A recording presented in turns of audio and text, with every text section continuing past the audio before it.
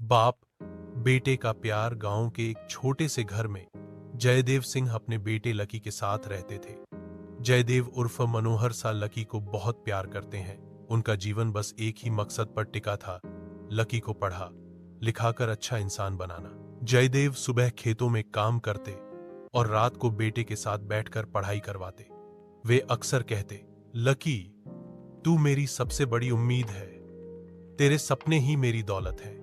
गरीबी ने दोनों की राहें आसान नहीं की। फीस भरने और किताबें खरीदने में हमेशा मुश्किल आती, लेकिन जयदेव ने कभी हार नहीं मानी।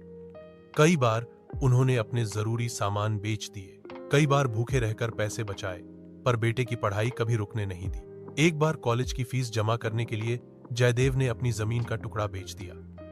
जब लकी को यह बात पता चली तो उसकी आंखों में आंसू आ गए। उसने पिता से कहा, पिताजी, आपके पास अपनी पहचान ही जमीन है, आप उसे क्यों बेच रहे हैं? जयदेव ने बेटे के कंधे पर हाथ रखकर कहा, बेटा, जमीन फिर आ जाएगी, लेकिन तेरी पढ़ाई का समय लौटकर नहीं आएगा। तेरी सफलता ही मेरी असली पहचान होगी। इन शब्दों ने लकी के दिल को छू लिया। उसने ठान लिया कि पिता के त्याग को कभी व्यर्थ नहीं जाने देगा।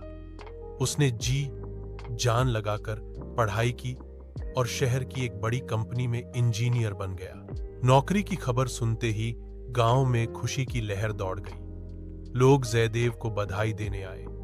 उनकी आंखों से खुशी के आंसू रुक ही नहीं रहे थे। लकी सबसे पहले गांव लौटा और पिताजी के पैर छूकर बोला, पिताजी, अब आपकी बारी है आराम करने की। जितना आपने मेरे लिए सहा है, अब मैं आपको सारी खुशियां दूंगा। जयदेव ने बेटे को सीने से लगाते हुए कहा, बेट,